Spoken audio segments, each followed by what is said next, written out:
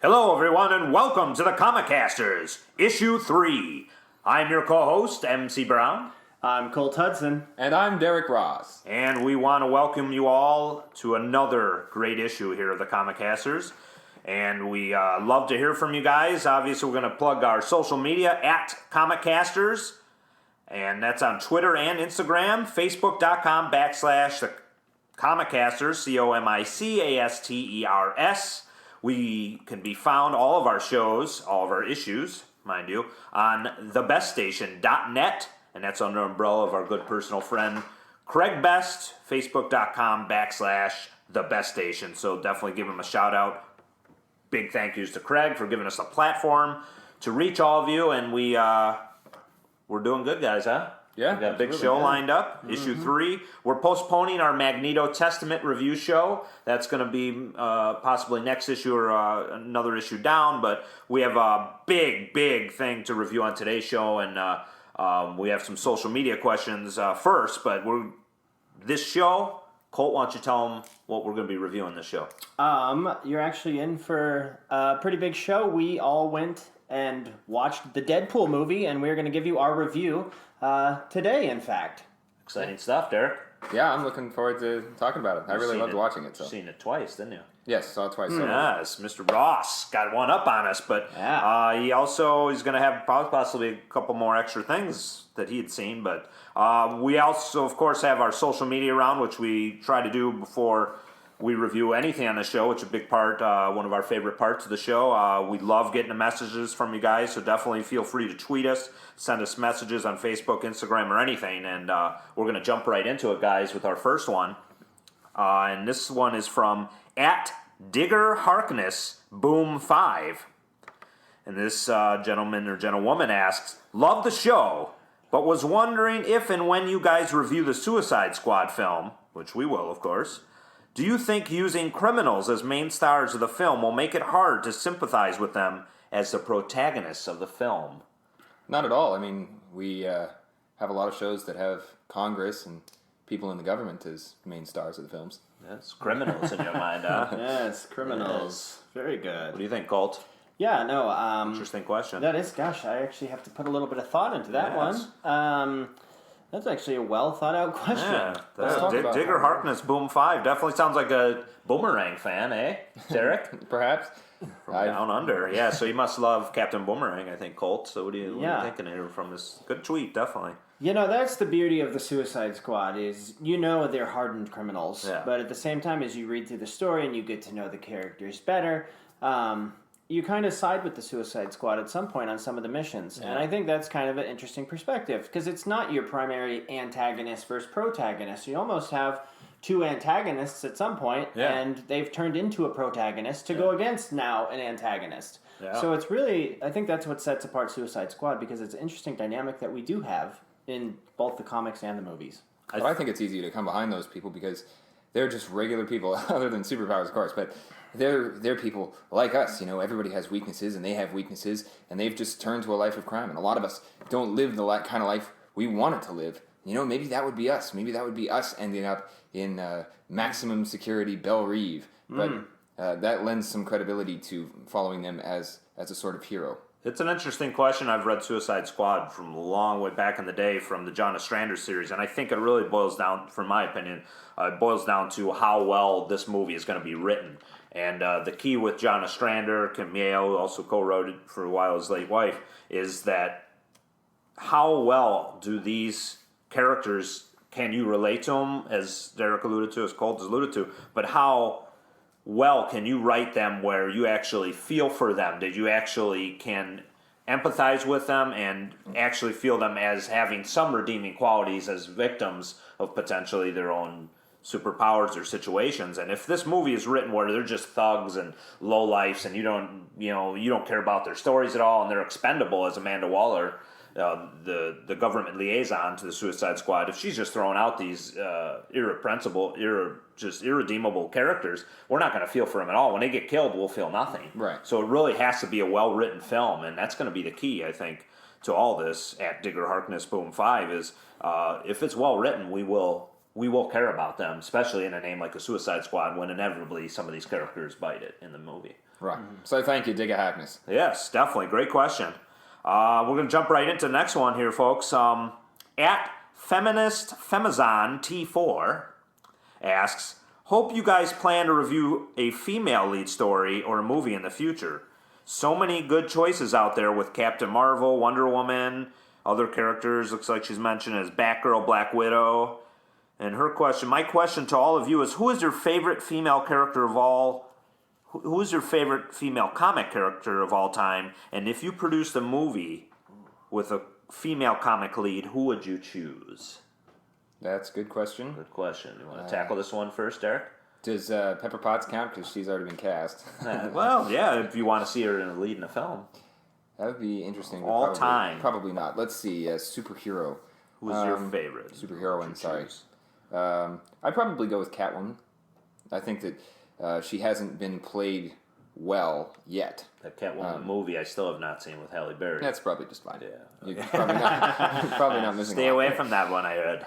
Anyway, moving on to subjects less painful. I don't know who I would cast for that.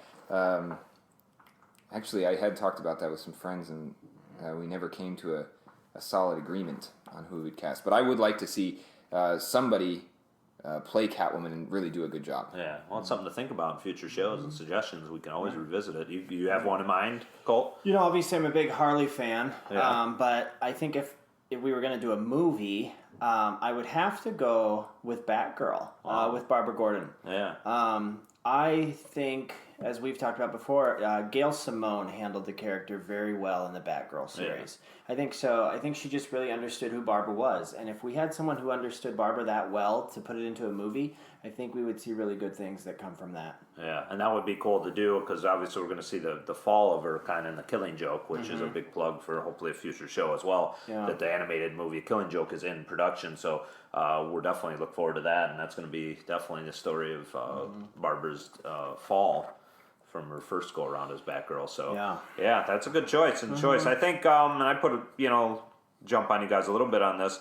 So I had a little bit of access to this first. I think if I cheat a little bit, I think one of my all-time favorites, I agree with Derek and Catwoman, of course, and Wonder Woman. I'm looking forward to that movie.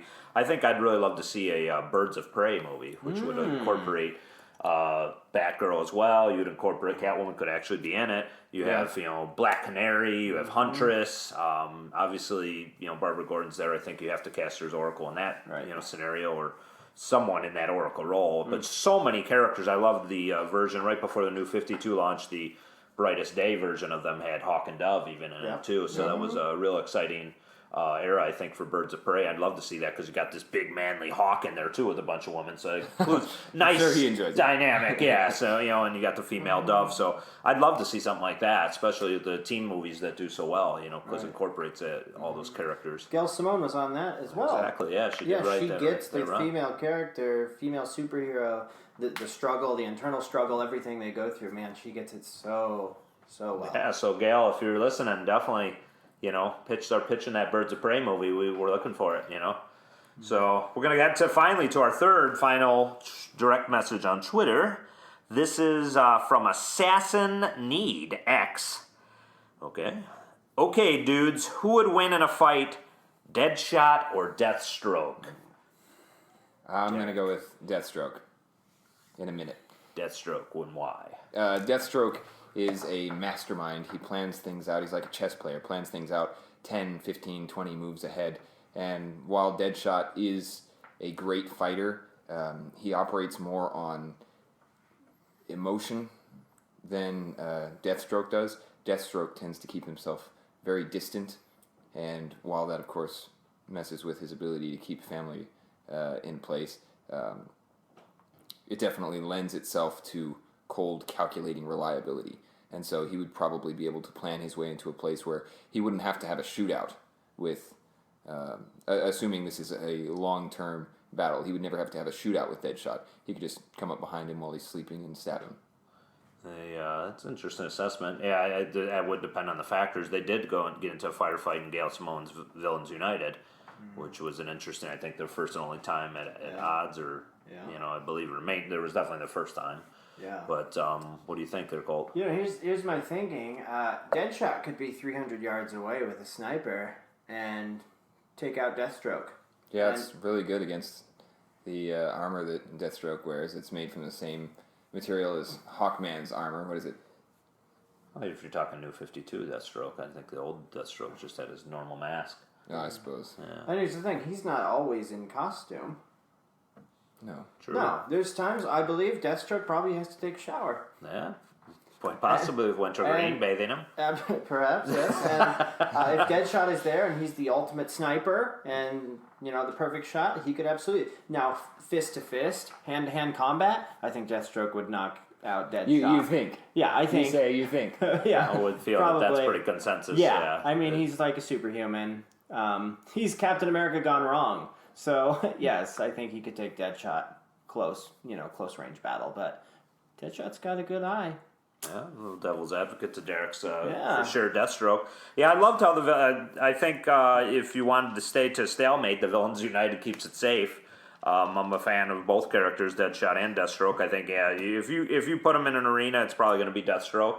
If you're marksmanship and if it's firearms, Deadshot's probably going to get him. Mm-hmm. If he pulls no shots, it's just a matter of can he get to his skull? Can he blow Slade Wilson's brains out? But definitely an interesting question. I like it. From Assassin Need X. Yeah. Who knows if we'll ever see this? Is Deathstroke in the Suicide Squad movie? There's rumors that one of the characters is him, so you never know if they will come to odds in the film. So definitely some interesting questions, folks, and we want to thank you all for your feedback and encourage it. Definitely. As always, we love this interacting with you guys. So we're going to jump right into our meat and potatoes of this week's show, and let you know we're going to be reviewing, of course, as we said, Derek, the Deadpool movie, the one just released.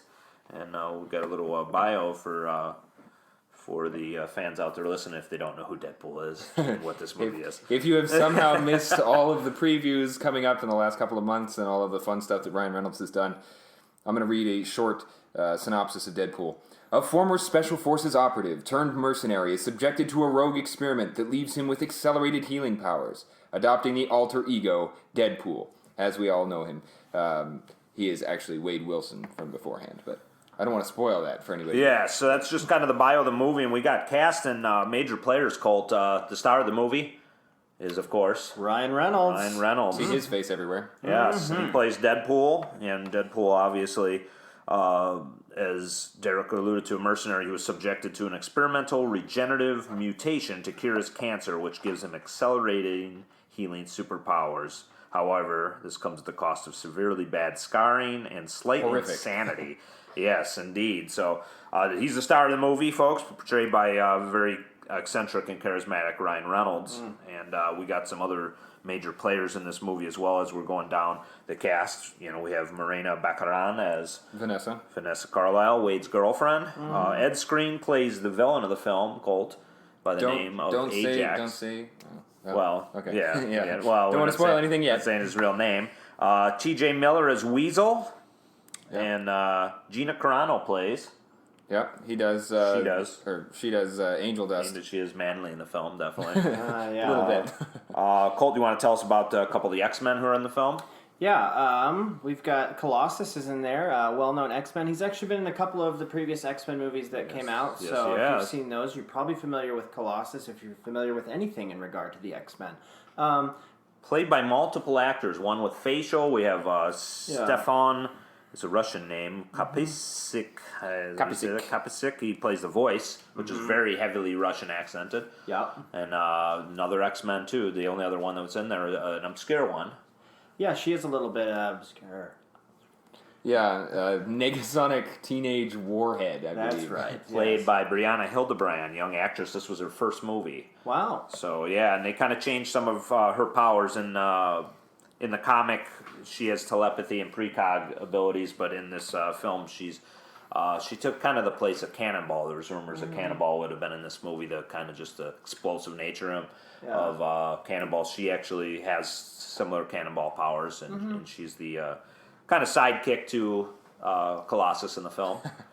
And We also have in the film just a couple minor characters. The recruiter, played by Jed Rees, who gives the ultimatum to Deadpool's Wade Wilson before he goes under experiment. Leslie Uggams as blind Al, an elderly blind woman, and Deadpool's roommate. And she is great. Yes. Finally, Karan Soni plays Dopinder, a taxi driver who's actually kind of prominent in a few scenes with comic relief in the film. Yeah. There is a cameo as well in the film that we won't spoil here for the people who have not seen this movie. In our spoiler section, we'll reveal who the special cameo is as well. So that will be very, very interesting for you folks wondering who that is.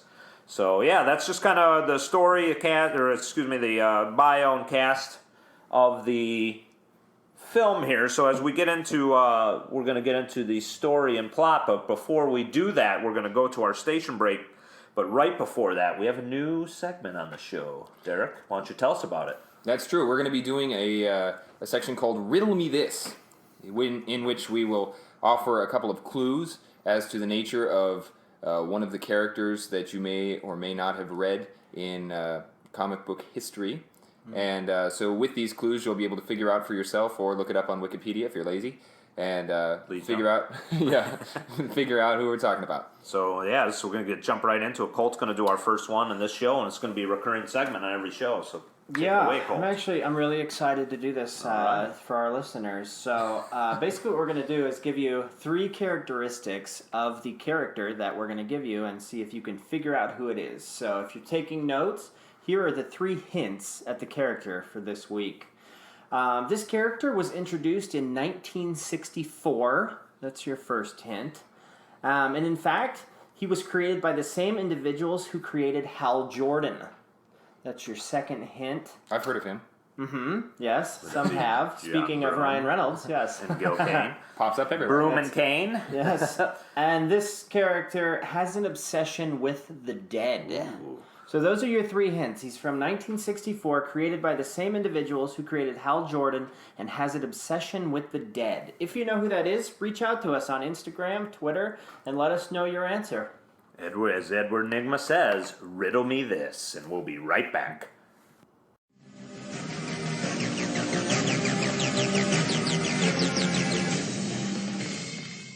You are listening to thebeststation.net, home of the best station, the best music, for the best audience. Now featuring the best podcasts for the best audience.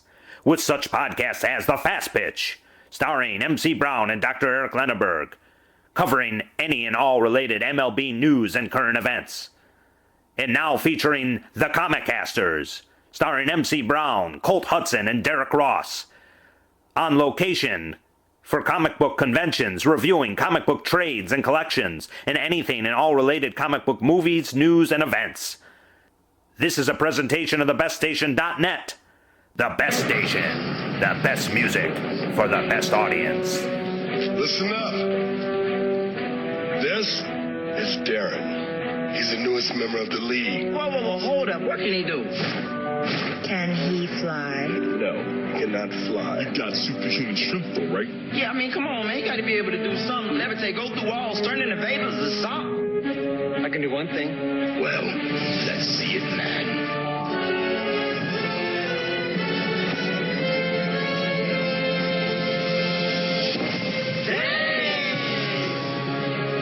You can room with me. Sorry.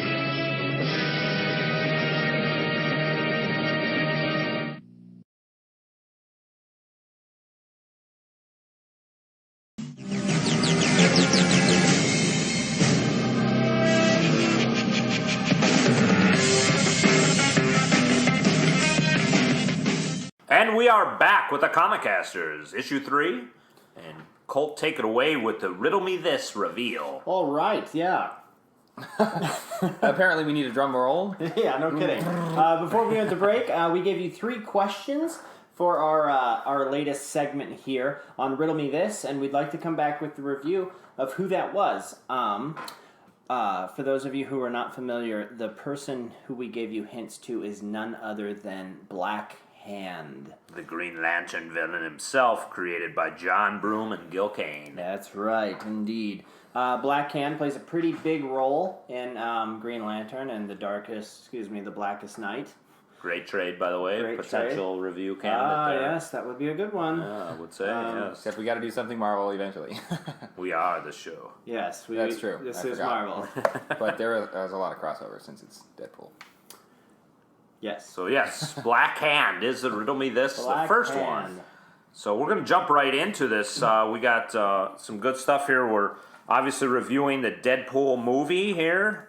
And this movie was directed by Tim Miller, produced by Simon Kinberg, Ryan Reynolds, obviously who stars as Deadpool, Lawrence Schuler Donner, written by Rhett Reese, Paul Wernick, and it's based on Deadpool. Was created by Rob Liefeld and Fabian Nicieza. So yeah, this story and plot. Obviously, we'll get to cinematography by Ken Seng, but we're delving into story plot, which is this is spoiler free. We're going to get to spoiler alert later when we get into the little bit further into this. But basically, we're just covering the story plot, which is the story of the origin of Deadpool. Mm-hmm. Yep. And it's described by the villain of the movie. It was, I believe, Ed Shrine who had said that it was like a double revenge story, which I could see that. Definitely, it's on one side, it's got Deadpool hunting down the man who was responsible for making him who he is, and in turn, later on in that movie, that person is out for revenge on Deadpool for what he's doing, too. So it's kind of a dual revenge story. There's a love story going on with Deadpool and Marina Baccaran's character of Vanessa. And it's also got, for X-Men fans, got big, like, kind of a recurring theme is Colossus trying to make a good man out of Deadpool. And him and his sidekick, Negasonic Teenage Warhead. Good luck. It's kind of like an X-Men recruitment. They're trying to get him to not be the killer he is and kind of maybe ride the straight and narrow side. So, a lot of violence, a lot of, explicit stuff going on, but... story plot's pretty straightforward. It's the origin of Deadpool, told kind of in flashback form, which is good. It begins with his birth. Yeah. No, it does not. Begins with, I think, a lot of the story of the teaser that actually made this film a real film, the one from a few years back. So they turned that into a major part of this film, the action part. So I would say definitely it's a pretty straightforward story, origin story, but also it also I think it makes Deadpool very likable for a mercenary. Oh, absolutely. Yeah, sort of an anti-hero. Yeah, exactly. We like those anti-heroes. Keeps them that. We're keeping the spoiler free right now because we're going to get into the cinematography and basically the art of the movie before we get into that point. So it's a warning for the unfortunate ones who haven't seen it yet by the time you're listening to this. But the story's pretty basic and straightforward. So it's not gonna throw any twists at you, but it's gonna entertain you. Mm-hmm. So the next part of what we'll be looking at, obviously, then will be the cinematography and costume. As I said, the cinematography by Ken Seng, and the costumes. Derek, if you want to talk about it, how did you feel the look of the film was? Oh, the look of the film was great. There were a lot of actual written references to the costuming, which was great also. Deadpool's costume is amazing, as you've probably seen in the trailers. It's a very well-made suit. Looks really good. Colossus, obviously, is mostly CG, if I understand correctly. But his costume is great. Looks pretty impressive. Yeah, absolutely. He's shiny, and I've always liked shiny things. And that's why they call me Derek Ross. I think he did a good job. I think, arguably, to me, he looked very more comic book-esque than he did in any of the other two X-Men movies. Just very, he jumped off the film, I think. He really just, And plus with the voices. Yeah, and just, and, Negasonic had that gothic girl vibe going to her, but she had the classic X-Men costume. She did, like early 90s X-Men stuff, almost like the Jim Lee stuff from the animated series. So it was pretty cool, and she kind of burnt up her gothic coat and scarf out of her. She had basically the X-Men outfit underneath her. So that was cool. Very cool, and classic X-Men. Definitely, and Deadpool looked great. I mean, really did. The costuming, he looked pretty awesome. And trivia tidbit actually about that: Ryan Reynolds still has the Deadpool suit because he won't give it back. Yeah. Because he kind of snuck away with it at the end of the show. That's great, yeah. That is great. Well, he just keeps making appearances. I just feel like that's something Deadpool would do. Like he's like, you know what, guys, I'm gonna take this with me. That's right. I think I could probably speak for all three of us here that we've been to many Comic-Cons, Yeah. Yes. and we have never seen a Deadpool costume that good at Comic-Con. Yeah. And I would hope That we is see some certainly this true. year when we go, because that was a terrific Deadpool costume, and we have seen costumes that are not very good. I'm just Yeah. going to issue a public service advisory here. If you're going to Comic-Con and you're going to dress as Deadpool, I would highly advise not using a red sheet that you stapled together at the seams, because True. a lot of people seem to do that, and it's quite off-putting. And Yeah. you end up on people's Instagrams as the butt of jokes. And to second that, also stay away from the red sweatpants. Spandex is very tight fitting, by the way. So if you are going to wear it, just remember it's not going to probably do your physique any favors as well. Spandex Unless- is not created equal. Yes, so that might be a problem for some people too. Just as a warning. I mean, some people Yeah. may not care, but your Deadpool is not going to look as well if if he's not. You don't want your Deadpool pooling over into the rest of the Comic-Con, if that's what you hear us saying. But yeah, so just to use an example, like Batman, I think in the upcoming Dawn of Justice really looks more the most comic book-esque he ever has. Yeah. Where in all the other films, he's got his own unique film look. I'm not a fan personally, but Deadpool looks like he's really just taken from a comic book, and just placed in this movie. And it's you could see kind of the Kevlar and stuff in there, but basically it's pretty comic accurate. So the movie was definitely did justice by him, unlike our Wolverine movie that butchered him. And they make jokes of it throughout the film too, which is pretty funny because that actually, it's lighthearted joking and knows, hey, we know that was bad, but this is the cool Deadpool now. Yeah. This movie visually just great. To get back into cinematography, it just there's freeze frames when it did. The action is just intense, and the movie it's like comic book came to life, and I think that's why I think it's getting such great reviews right now. And Fox has a definite hit on its hands for sure, without question. Only made for $58 million. It's, I believe, in recording time, it's already made that.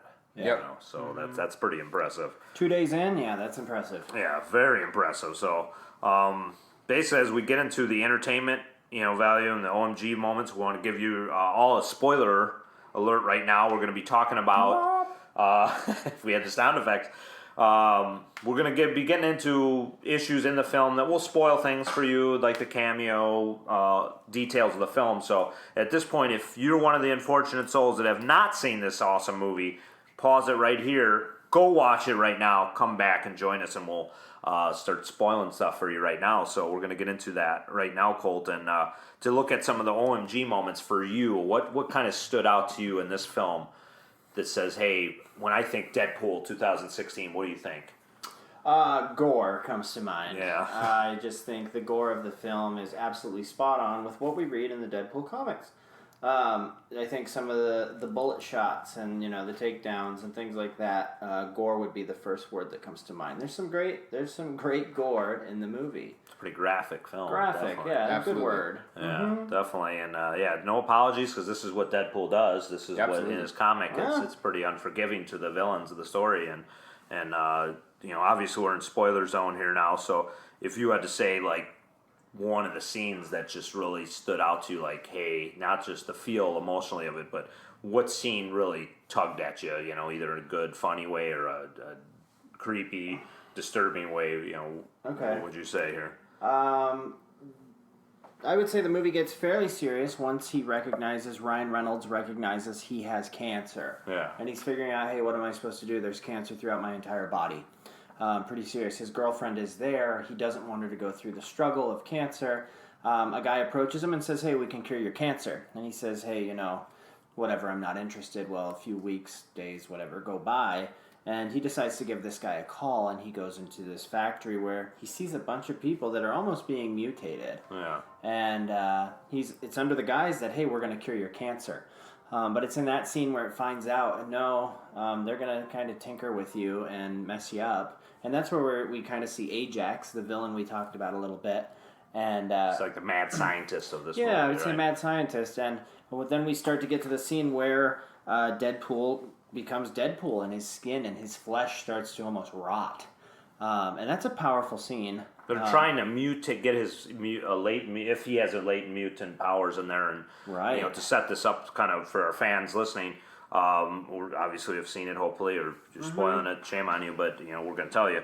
But Deadpool's a mercenary. Hell, he's helping young girls get rid of stalkers at this point, where he's developed a relationship with a woman played by Morena Baccarat, a stripper who's an escort, I should say, or both. That she's dating. He loves her, but he comes down, as Colt says, with this cancer, and he wants a way to save this so he can be around for Vanessa, so he can be alive. So basically, he subjects himself to this gentleman who gives him an offer he can't refuse, so to speak, and he goes through. Now he's in this testing, and he thinks it's to become a superhero under that guise, but they're really trying to make him a super slave, as Ajax says. So to set the scene up, as you were saying, we find Deadpool, and he's recalling this as the beginning of the movie is strict right into action, but this goes back into flashbacks where Deadpool's telling the story, and as you find him, Colt, he's in this chamber that they're torturing him basically to get this mutant gene to come out. Right, they're removing oxygen, and it's almost hard to watch. Yeah, it is. To see how Deadpool became Deadpool. Yeah. And that was probably one of the most powerful scenes, because we were expecting comedy and intense fight scenes. Which there are. There are, absolutely. A lot of. Yeah. But that was probably the most serious one, where people, even in the theater, you could almost feel like it was more of somber, and people were like, oh wow, this is kind of not what we expected. Yeah, because at that point, lighthearted, it's a lot of gratuitous sex, obviously, with his girlfriend. And, you could see, hey, he's got the girl, he's loving life. They're going through every holiday, all these sex scenes are going on, obviously graphic. But this is an R-rated movie, by the way, so no kids should be watching this. But at this point, Ryan Reynolds is just trying to save his life. He loves his woman, and I'm saying Ryan Reynolds, but Wade Wilson, who Ryan Reynolds is playing, Wade Wilson's trying to save his life. He wants to be here for his girlfriend. He wants to live. Right. And he wants to be a hero. That's what they're promising him. And this definitely takes a turn for the movie into a depressing section, because he has to escape, or he's either going to die from this torture, he's going to develop these powers, but he's going to be enslaved. They got the collar waiting for him, and he's going to be a servant. And that's what Ajax and his crony Angel Dust are torturing him, beating that into him, like, hey, you're not going to see this girl again. You're not going to return to life you knew. You're ours now. Yeah. And it's pretty graphic. It changes kind of the tone. It's not the prevalent theme of the movie, but when he's telling this origin story, you're going to know how Deadpool was created. Yeah. And it's through pain and torture. Right. But through it all, he never loses his sense of humor, and that's one of the things we saw in the trailer. That's one of the things that never survives here, is a sense of humor, and he says, well, I'll see about that. And very throughout, no matter what kind of situation he's in, he always manages to make a joke. Yeah. And I think that's great, because, he is the merc with a mouth. Yeah. So no question about that in this film. Just phenomenal. How he escapes is pretty clever too, without even spoiling that, per se. Yeah. How he escapes that predicament that Colt said is pretty clever, because he is no dummy. He's been looking at the situation, and he knows what's coming, and he makes a play. While Ajax is about to lock him in again, he makes a play at Angel Dust, and Wade gets basically a hold of a match that actually will ignite, so to speak, his escape. From this predicament. So, which, of course, the one thing I'm thinking is he's tied down to a table with leather straps around every limb and neck, and he grabs headbutts Angel Dust, grabs the match out of her mouth, puts it in his mouth, spits it from his mouth to his hand. Again, keep in mind, this is in an oxygenless chamber where he's tied down hand and foot, throws it to his hand, then lights it with his hand, then throws it, and I'm thinking, the manual dexterity of this man, that alone would be a superpower. If I could manage to do one of those things, I would consider myself meta-human. And I think that's just a little tease, like, before he's Deadpool, which is he gets the regenerative powers from this accident, or I say accident, or this actually releases his mutant gene, but at the cost of bringing his cancer up to its worst part, so he's all disfigured at this point. But he was already an expert mercenary. It's just now he has healing powers and regenerative powers, because he's fighting Ajax, who comes through this flames, and he's fighting him. He sees it escape. They fight, and the only reason Wade Wilson, who's not quite Deadpool at this point, spares his life is Ajax is promising, I'm the only one who can make you look like a human again, because he's all disfigured. He's got this disgusting looks. Anybody knows Deadpool's true nature underneath the mask is, he's deformed, he's grotesque, and he hesitates, and that's what basically would have been his downfall without his regenerative abilities, because at that point, as we're spoiling it, Ajax seemingly kills Deadpool at this point, or Wade Wilson, and leaves him for dead. He thinks he's dead. So, at that point, obviously, those of us at this point who have watched the film know that's not the case. He finds out himself when he's feeling his stomach. It's like, I'm not dead. Yeah. And that kind of starts the string where, now he's gross, disfigured. He can't go back to Vanessa. He's too scared. But he wants answers. He wants to find this Ajax. And that spins the movie into a lot of funny but violent, chase where Wade Wilson, who's at this point interacting with, I think we didn't mention Weasel, the character that T.J. Wilson plays, but Weasel is actually his buddy from the mercenary bar, and his buddy who's, you see in the trailers making the jokes about his thing. So Weasel is, he goes to Weasel, he comes up with the name Deadpool, names himself, not Captain, but regular Deadpool, and he goes off searching for Ajax. And during this time, basically, it goes back to the beginning of the film where, he is battling Ajax and his men, and that's before the flashback of his origin. And you encounter Colossus and Negasonic Teenage Warhead for the first time, and those are 2 X-Men that are in this film. Right. And, again, Deadpool, as he's in this chase, he's searching for this Ajax character, but in the meantime, Ajax starts to get pissed off. Like, I'm searching. He wants revenge on him, and that's kind of that's where it gets into the double revenge story of this. Right, and this is all through flashbacks too, yes. which is quite well done in the cinematography of it. I think it lines up the story very well. It keeps it from getting too, I want to say origin-y is not a word, but keeps it to like, hey, we're not slowing it down. The movie flashes back from present time to the flashbacks with Deadpool, but just looking at keeps your attention. Yeah, and just so many graphic things, like to just look at some OMG moments when Deadpool's battling, the other assassins. At one point, he kicks the head off of one assassin into another. Yeah, shoots 5 of them with one bullet, and just real gratuitous violence. But I don't say we'd be laughing at that, but it's just so absurd. It's it's done in a very fun, comic bookish way. Yeah, even the gratuitous sex scenes with Vanessa earlier on, which is another things that really are eye opening in the film, are done in a comedic way. So anything that should be like, hey, this is a lot of TNA, this is a lot of violence. Knowing Deadpool's tone, it's a comedic element of the movie that keeps it lighthearted. Just, we got the cameo, I think, just to go to. There is a cameo in the story from none other than the illustrious Stan Lee is in the story with the cameo. And who is what was, to spoil it, who is Stan Lee playing in the film, Colt? So we get to a cutscene and we're in a strip club, and we look and we say, gosh, who's playing the music in the strip club? And sure enough, it's not Derek Ross, it's Stan Lee. Stan Lee. DJ in the strip club, which makes a lot of sense. Sure. He's basically a sex symbol. There's a rumor that Rob Liefeld, the main creator with Fabian Nicieza of Deadpool, is also in that scene. Going to be honest right here, I did not notice Rob, and he's pretty noticeable, but I missed him. Second time I'll view it, I'll have to look again. But in that scene, I believe Rob must be a patron. I don't know. But to set that scene up, because we obviously we want to follow the film, at that point, T.J. Wilson's character, the Weasel character, was visited by Ajax and his crony Angel Dust, the ones who tortured Wade Wilson, who's now Deadpool at this point.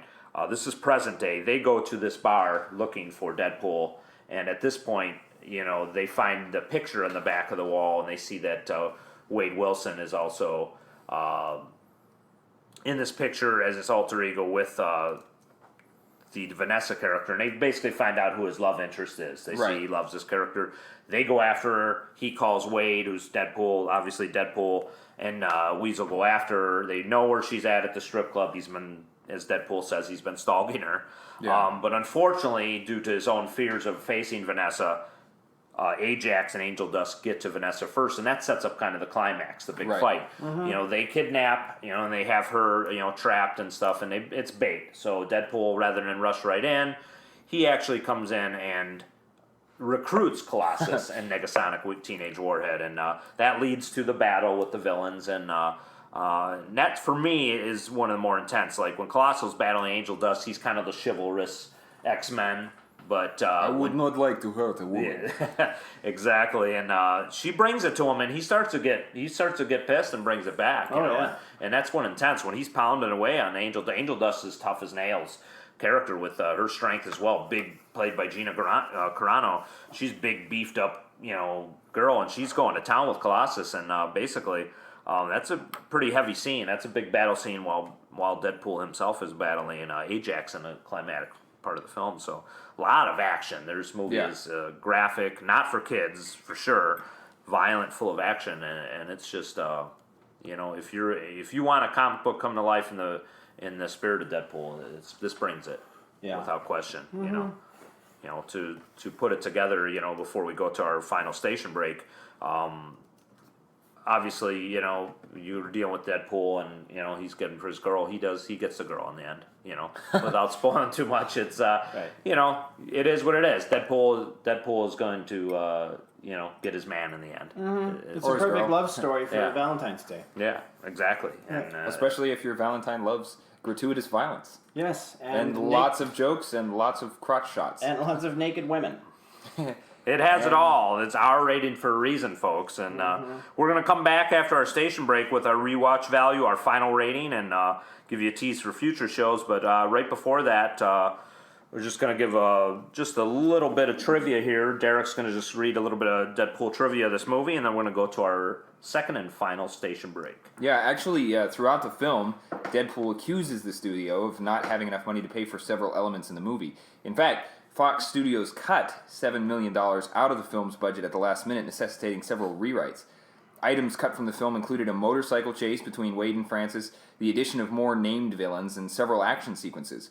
In the latter instance, the fights were scaled down by having Deadpool forget to bring his ammo and gun bags, which is used as a comedic device because, being Deadpool, what the, and all that. But it does kind of make you wonder, man, I feel like if it was my biggest fight ever, I wouldn't forget that, but maybe he does.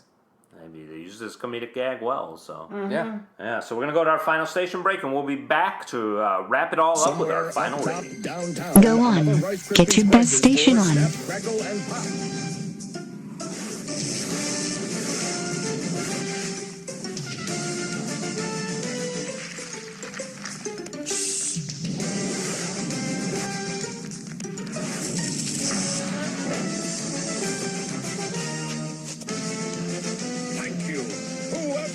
As long as there's Rice Krispies, there'll be Snap, Crackle, and Pop.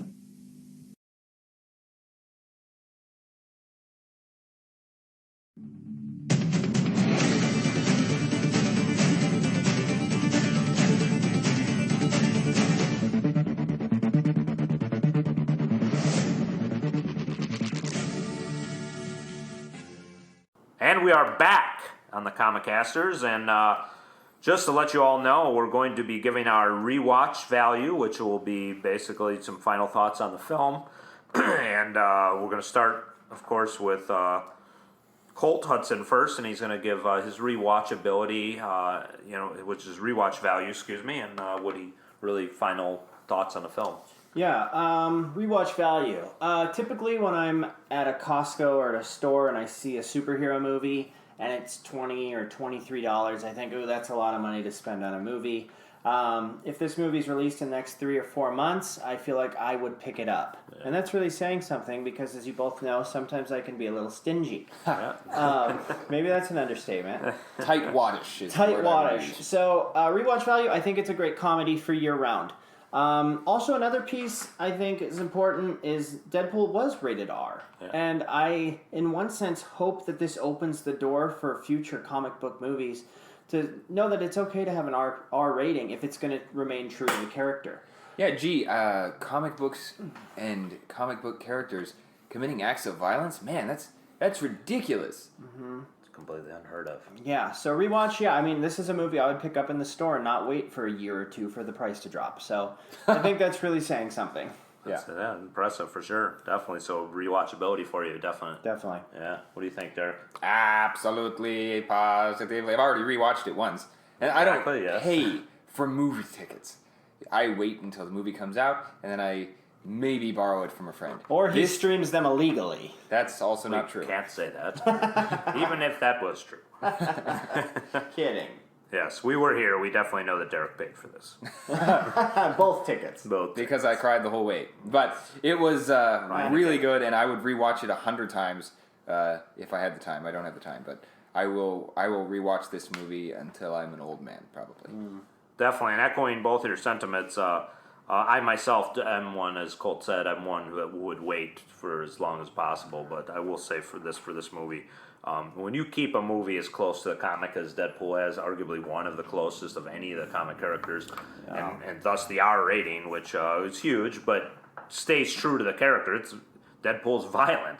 Deadpool's the merc with a mouth. He's Ryan Reynolds, gratuitous sex, gratuitous violence. But it's a movie that stays close to Deadpool, and if you love comics and you love the characters within them, this is going to give you everything you want and more in a movie, and definite rewatch value for myself. I unquestionably would love to see this again. Yeah. So we're going to go to our final rating now, and as we always do on every show, this is issue 3 now. We're going to have a letter grade from Derek, a number rating from Colt, and the thumbs up, thumbs down from myself. So Colt, if you're going to give this movie a final rating, what do you give it? Yeah, as you guys know, I typically rate from 1 to 10, 10 being the best, 1 being atrocious. I would give this 9 chimichangas out of 10. Very good, very They're bought good. straight off the truck, though, so they're quality chimichangas. They're legit. They're hot and spicy. Uh-huh. Yeah. Derek, letter grade. A+. I wouldn't mind getting that kind of grade anytime in school. That's for sure. Our first Marvel review of anything, and Derek is right on top of it with the highest grade of anything he's given so far. I give this thumbs up, as with thumbs down being atrocious, I could not even begin to attempt to give this a thumbs down. Loved the movie, laughed, and just the violence as well. You don't want to bring the kids, but it's funny violence. It's like it reminds me of the old Lobo from DC Comics back in the day, where he'd punch people's head off, and Deadpool is the Marvel version of Lobo, basically, to me. So I know he's a knockoff of Deathstroke, but he's taken his own identity in the Marvel universe, and arguably one of its most popular, not just Marvel, but in all of comics. Deadpool is True. Loved by virtually all comic book fans, and definite thumbs up for me. So as we wrap this show up here, issue 3, we just want to let you know we did not forget about Magneto Testament, which was teased on issue 2, our last show. We will be reviewing it, if not next show, in the future coming soon. We also have the docket, hopefully, to get us all on board Batman Bad Blood, which was released just a couple weeks back, which features the Batman family, predominantly Batwoman, Nightwing, Batwing also in there. So we're hoping to review both the Magneto Testament trade as well as the animated movie. So we want to diversify ourselves, and with some of the Comic Cons coming up too, we hope to be on location. So we hope to give you a lot of good stuff in the future. And we want to again mention that we can be reached on Twitter and Instagram at Comicasters, Facebook.com/Comicasters, as well as go to thebeststation.net, where all of our shows can be found and archived. Facebook.com/thebeststation, which you can also give feedback, and personally thank Craig Best for us, our wonderful producer who has allowed this platform for us, and give us some feedback on Deadpool. We want to hear what you guys think. If there's some questions that you want to ask us about Deadpool, or just let us know. Hey, you loved the movie? Do you think our reviews were off, or just anything in general? We loved our social feedback at the beginning of the show, and just anything, thought-provoking questions for sure. We want to hear from you guys, so definitely drop us a line, and we're going to keep pumping these out. This is our 3rd issue, and already we're hopefully rolling for some more. Yeah. So we're going to wrap it up for this shows. For myself, MC Brown. Me, Derek Ross.